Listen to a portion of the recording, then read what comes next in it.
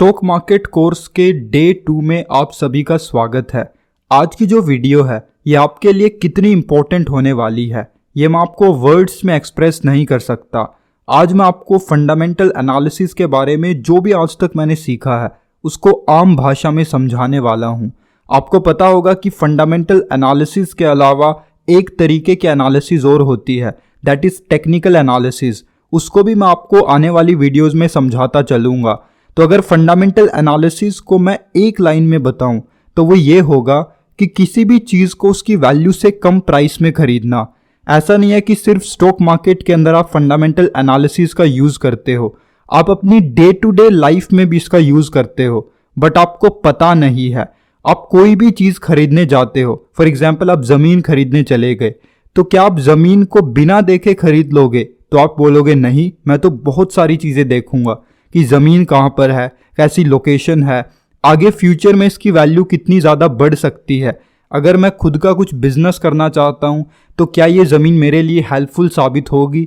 So in a nutshell you will see a lot of parameters and based upon those parameters you will decide whether you should invest in और not. तो इसी तरीके से जब भी आप stock market के अंदर एंटर करते हो तो आपको कई सारे फैक्टर्स, कई सारे पैरामीटर्स देखने होते हैं। आपको एक चेकलिस्ट तैयार करनी होती है कि अगर कोई पर्टिकुलर स्टॉक उस चेकलिस्ट के हर पॉइंट को टिक कर रहा है तभी आप उसको खरीदो, अदरवाइज आप उसको इग्नोर कर सकते हो। तो चेकलिस्ट का पहला पॉइंट यही है कि आप उन्हीं स्टॉक्स को प्रेफर करो जो अपनी इंट्रिंसिक वैल्यू से कम प्राइस में बिक रहे हैं।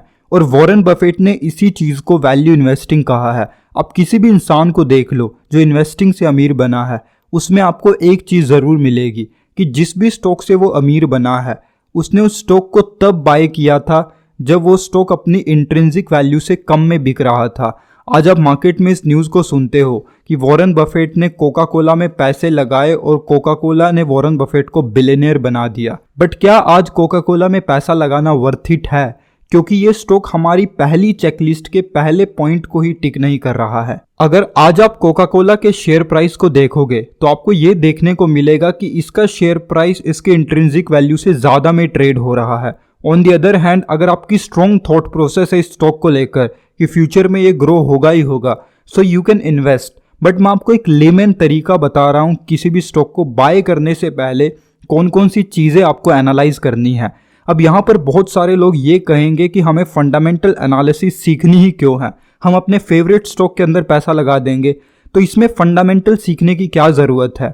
इसका सिंपल सा रीज़न ये है कि आप कितने इंटेलिजेंट हो। ये एक ही चीज़ से पता लगता है कि आप कैसे डिसीजंस लेते हो। सुबह से रात तक आप क्या करते हो?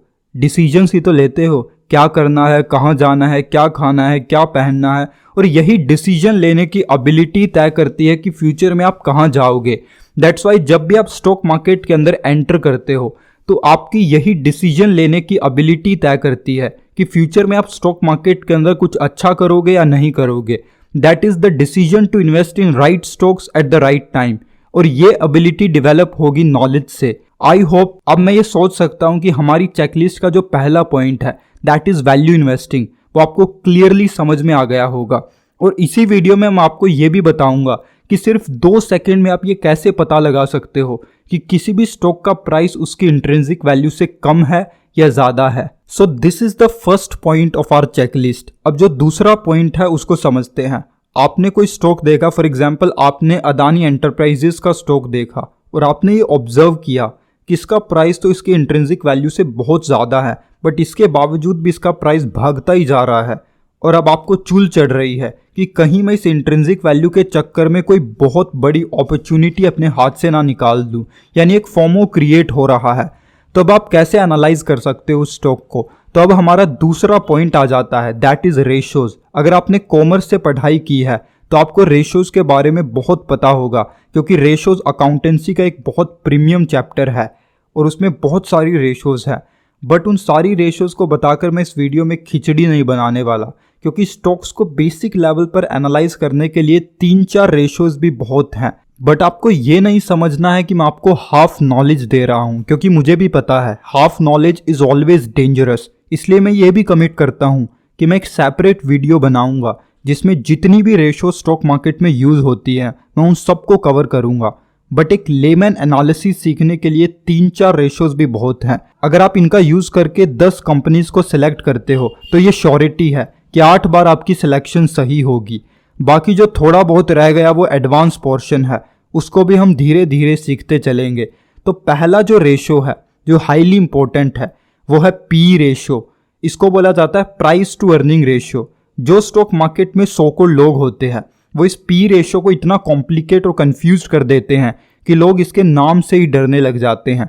दूसरा रेशो होता है डेट टू इक्विटी रेशो, तीसरा रेशो होता है करंट रेशो और चौथा रेशो होता है पीबी रेशो। और भी बहुत सारे रेशोज होते हैं जो मैं आपको अलग वीडियो में बताऊंगा, बट फिलहाल आपके लिए यही सफिशिएंट है। तो अगर मैं सबसे पहले बात करूं पी रेशो की, तो इसका बेसिक सा मतलब है कि जो प्राइस मैं आज कंपनी को पे कर रहा हूं उसके हिसाब से कंपनी कमा कितना रही है। इट मे बी पॉसिबल कि जो प्राइस आप कंपनी को पे कर रहे हो वो उसकी इंट्रिंसिक वैल्यू से ज़्यादा है, बट कंपनी कुछ ऐसा कर रही है कि उसकी अर्निंग बढ़ती जा रही है, या आपको ये एक्सपेक्टेड है कि फ्यूचर में उसकी अर्निंग बढ़ेगी। फॉर एग्जाम्पल आप सोचते हो कि टेस्ला दुनिया की सबसे बड़ी कंपनी बनने वाली है ईवी के अंदर। अब अगर मार्केट को ऐसा लगने लगे तो क्या होगा, टेस्ला का प्राइस बढ़ना शुरू हो जाएगा, मार्केट आपको ज्यादा पी देगा। पी का मतलब होता है प्राइस अपॉन अर्निंग। अब चलो अज्यूम करते हैं प्राइस 50 का है और अर्निंग 10 की है। वैसे अर्निंग आपको निकालनी होती है, तो यहां पर पी आता है 5 का। अब अगर प्राइस बढ़कर 50 से 500 तक चला जाए तो हमारा पी हो जाएगा 50 का। तो बहुत सारे ऐसे स्टॉक्स होते हैं जिनका प्राइस उनकी अर्निंग से काफी ज्यादा हो जाता है। फॉर एग्जाम्पल आप अदानी के शेयर को देख लो, टेस्ला के शेयर को देख लो, तो मार्केट ज्यादा पी देता है। बट अब अगर आप कहते हो कि अर्निंग भी बढ़कर 10 से 50 हो जाए तो पी 10 पर आ जाएगा। So it's the game of price and earning. तो अगर आप कंफ्यूज्ड हो गए हो कि मुझे कुछ समझ नहीं आ रहा है, so as a retail investor जितना कम पी होगा उतना आपके लिए अच्छा है। अब आप में से कुछ लोगों का ये सवाल होगा कि पी 10 का है, 5 का है, 20 का है, इसका क्या मतलब है? कि अगर पी 10 का है तो आप 1 रुपया कमाने के लिए कंपनी को 10 रुपए दे रहे हो। तो अगर किसी कंपनी का पी 100 का है, इसका सिंपल सा मतलब ये है कि आप 1 रुपया कमाने के लिए कंपनी को 100 रुपए दे रहे हो। This is the simplest meaning of P ratio. That's why मैंने आपको कहा कि जितना कम पी होगा उतना अच्छा है। अब जो दूसरी रेशो है वो है पीबी रेशो, यानी प्राइस टू बुक रेशो। पिछली रेशो हमने देखी अर्निंग रेशो, यानी कंपनी कमा कितना रही है, वो कंपनी की अर्निंग को शो करती है। बट ये पीबी रेशो हमें बताती है कि कंपनी के पास आज एक्चुअल में क्या है, यानी कंपनी की बुक वैल्यू कितनी है। अगर मैं कंपनी को बेचने जाऊं तो कितने में बिकेगी। सो अगर कंपनी का शेयर प्राइस बुक वैल्यू से ज़्यादा है सो ये नेगेटिव माना जाता है। बट ऐसा नहीं है कि ये हमेशा ठीक है। ऐसी बहुत सारी कंपनीज हैं जिनका प्राइस आपको उनकी बुक वैल्यू से ज़्यादा मिलेगा एंड फिर भी वो फ्यूचर में ग्रो होंगी क्योंकि वो ग्रोथ ओरिएंटेड कंपनीज हैं। अब जो तीसरी रेशो है that is debt to equity ratio, यानी डेट अपॉन इक्विटी। इसका सिंपल सा मतलब ये है कि कंपनी ने कितना डेट लिया हुआ है इक्विटी के कंपैरिजन में। यानी कंपनी के पास अपने आप को फाइनेंस करने के, पैसा उठाने के 2 तरीके हैं, एक है इक्विटी और दूसरा है डेट। या तो कंपनी इक्विटी देकर पैसा उठा सकती है, जो आपने शार्क टैंक इंडिया देखकर सीख ही लिया होगा, और दूसरा तरीका होता है डेट लेकर, यानी लोन लेकर। और मैं आपको एक पते की बात बताता हूं, जो स्मार्ट फाउंडर्स होते हैं ना, स्मार्ट फाउंडर्स, वो डेट को ज्यादा प्रेफर करते हैं क्योंकि डेट हमेशा इक्विटी के कंपैरिजन में चीप पड़ता है। आप जीरोधा को देख लो, जो कि इंडिया के एक लीडिंग ब्रोकर है, उसने आज तक अपनी इक्विटी डाइल्यूट नहीं करी। अगर उनको फंड्स की नीड होती है तो वो डेट ले लेते हैं। तो डेट लेना कोई बुरी बात नहीं है अगर आपकी रिपेइंग कैपेसिटी है। तो आपको ऐसे बहुत सारे लोग मिलेंगे जो ये कहेंगे जितना कम डेट होना कंपनी के ऊपर उतना अच्छा है, और ये बात काफी हद तक ठीक भी है। बट अगर डेट ज्यादा भी है तब भी आप इन्वेस्ट कर सकते हो, बस शर्त है कंपनी की रिपेइंग कैपेसिटी होनी चाहिए।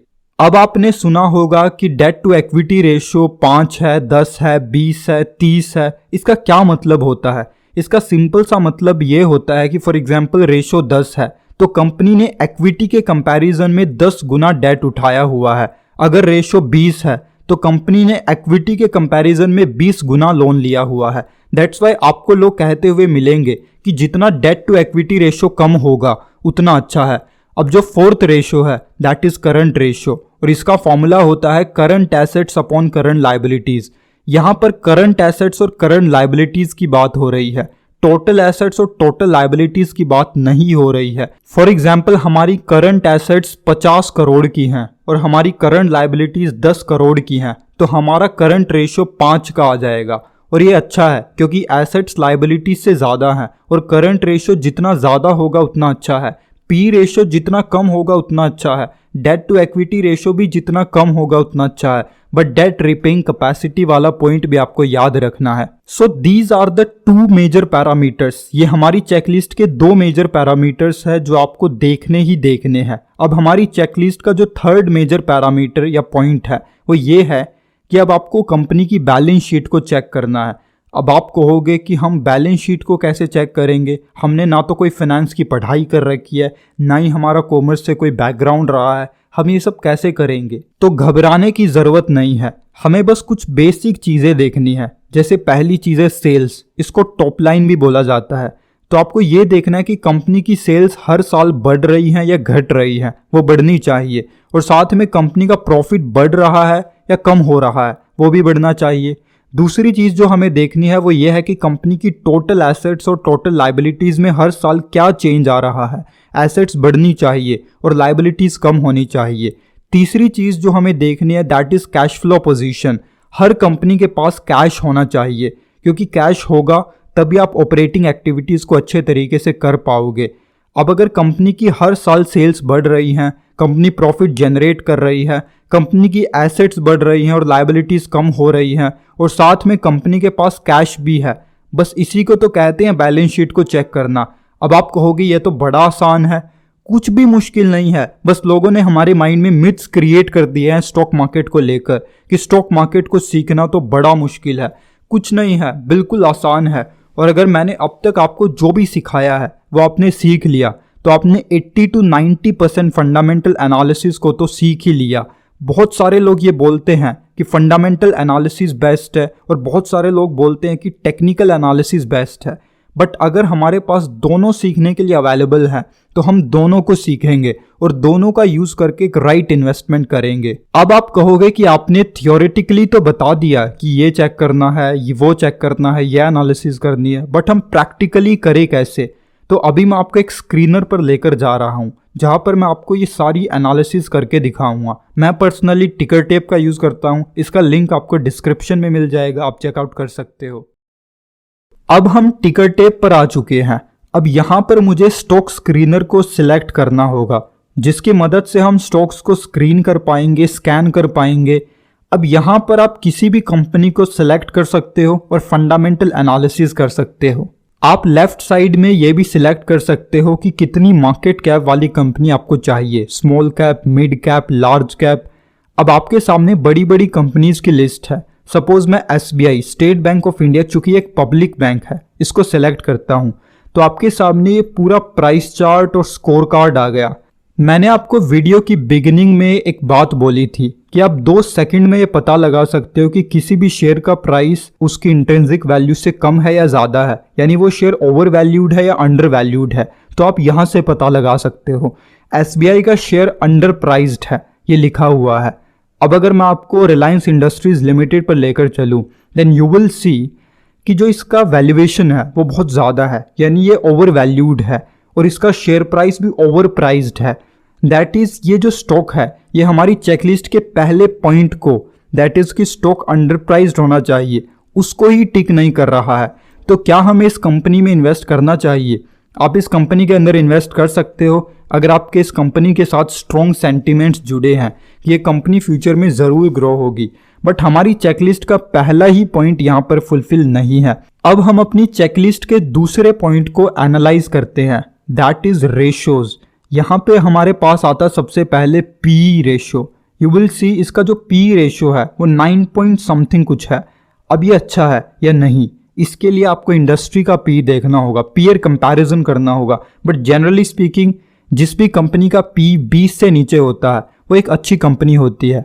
अब बात करें पीबी रेशियो की, तो ये भी जितना कम होगा उतना अच्छा है, तो पीबी रेशियो भी ठीक है। अब यहाँ पर एक चीज़ समझने की है, कि पी रेशो नेगेटिव हो सकता है लेकिन पीबी रेशो कभी भी नेगेटिव नहीं होगा, क्योंकि कंपनी की बुक वैल्यू कुछ ना कुछ तो होती ही है। मैं पी रेशो के कंपैरिजन की बात कर रहा था उसके सेक्टर के पी से, तो इसका जो सेक्टोरल पी है वो ऑलमोस्ट 15 का है और इसका पी 9 का। So it's a positive sign. अब हम अपनी चेकलिस्ट के तीसरे पॉइंट को चेक करते हैं, दैट इज फाइनेंशियल्स। तो फाइनेंशियल्स के अंदर हम सबसे पहले चेक करते हैं रेवेन्यू को, दैट इज कंपनी का रेवेन्यू हर साल बढ़ना चाहिए। तो एसबीआई का रेवेन्यू 2019 का 330, 2020 का 368, 2021 का 385, 2022 का 4 से ऊपर चला गया और 2023 का 470। 2022 से 2023 में बहुत बड़ा जंप आया है, तो यहां पर एसबीआई का रेवेन्यू हर साल बढ़ रहा है, that is a good point. अब हमें देखनी है कंपनी की नेट इनकम यानी कंपनी का प्रॉफिट कि हर साल उसमें क्या चेंज आ रहा है। तो 2019 में एसबीआई की नेट इनकम थी 2300 करोड़, 2020 में बहुत बड़ा जंप आया, नेट इनकम 2300 करोड़ से बढ़कर 19,770 करोड़ हो गई। 2021 में 22,405 करोड़, 2022 में 35,370 करोड़ और 2023 में 54,456 करोड़ रुपए। सो डेफिनेटली नेट इनकम यानी प्रॉफिट हर साल बहुत तेजी से बढ़ रहा है। यहां पर मैं आपको कोई रिकमेंडेशन नहीं दे रहा हूं, यहां पर मैं आपको जस्ट एग्जाम्पल बता रहा हूं, आपको खुद ही एनालाइज करके इन्वेस्ट करना है। हमने वैल्यूएशन देख ली, हमने पी रेशियो पीबी रेशियो को देख लिया, हमने टॉप लाइन बॉटम लाइन को भी देख लिया। अब हमें 3 रेशियोज और देखनी है, that is debt to equity ratio, interest coverage ratio और करंट रेशियो। तो इसके लिए हमें फिल्टर ऐड करना होगा डेट टू इक्विटी का, और एक और अब हमें फिल्टर ऐड करना होगा, वो क्या है, करंट रेशियो का। और हमें तीसरी रेशियो को फाइंड आउट करने के लिए एक और फिल्टर ऐड करना है, that is interest coverage ratio. तो अब अगर हम यहां से रिलायंस इंडस्ट्रीज पर जाते हैं तो हमें यहां पे देखने को मिलता है कि जो रिलायंस का डेट टू इक्विटी है वो 35 का है, यानी रिलायंस ने इक्विटी के कंपैरिजन में 35 गुना डेट लिया हुआ है। करंट रेशियो देखें तो 1 से ऊपर है, यानी एसेट्स लायबिलिटीज से ज्यादा हैं, और आईसीआर भी 5 के अराउंड है, यानी रिपेइंग कैपेसिटी भी है। तो ये सारी चीजें ठीक है, लेकिन रिलायंस के अंदर एक झोल है कि इसका स्टॉक ओवर वैल्यूड है, ओवर प्राइज्ड है। तो हमें हर पॉइंट को देखते हुए चलना है, पता नहीं कहाँ क्या झोल मिल जाए, क्या कमी मिल जाए। तो अब हम दोबारा से एसबीआई के फाइनेंशियल्स पर चलते हैं। अब हमें यहाँ पर कंपनी की बैलेंस शीट को देखना है। इसके अंदर हमें 2 चीज़ें देखनी है, टोटल एसेट्स और टोटल लाइबिलिटीज़। एसेट्स बढ़नी चाहिए और लाइबिलिटीज़ कम होनी चाहिए। एसबीआई की 2019 की total assets almost 39 lakh crore, 2020 की 42 लाख करोड़, 2021 की 48 लाख करोड़ और 2022 की 53 लाख करोड़। तो हमें पता चल गया कि एसेट्स हर साल बढ़ रही हैं, जो कि अच्छी बात है। On the other hand if I talk about total liabilities, तो 2019 में 36.5 लाख करोड़, 2020 में 39.5 लाख करोड़, 2021 में 45.6 लाख करोड़ और 2022 में 50.5 लाख करोड़।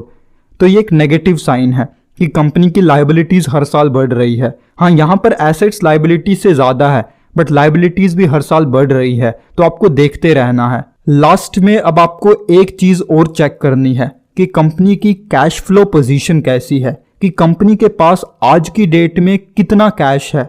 अगर कंपनी के पास सफिशिएंट कैश होगा तभी तो वो अपनी ऑपरेटिंग एक्सपेंसेस को, अपनी ऑपरेटिंग एक्टिविटीज़ को अच्छे तरीके से कर पाएगी। बिना कैश के वो कैसे ऑपरेट करेगी। आई होप कि आपको सारी चीज़ें बिल्कुल अच्छे तरीके से समझ में आ गई होंगी। मैं मानता हूं कि वीडियो थोड़ी लंबी ज़रूर हो गई होगी, क्योंकि मैंने आपको हर चीज़ बारीकी से समझाने की कोशिश की है। तो ये जो वीडियो है ये आपके लिए एक ब्रह्मास्त्र साबित होगी। अगर आप फंडामेंटल एनालिसिस सीखना चाहते हैं तो इस वीडियो को जितना ज़्यादा हो सके शेयर कीजिए, लोगों की हेल्प होगी। अगर आपका हमारे लिए कोई भी फीडबैक है जो आप हमें देना चाहते हैं जिससे हम अपने कंटेंट को और भी ज़्यादा इंप्रूव कर सके, तो हमें ज़रूर बताइएगा। Thank you for watching. Stay tuned only on Right Investing for the upcoming videos.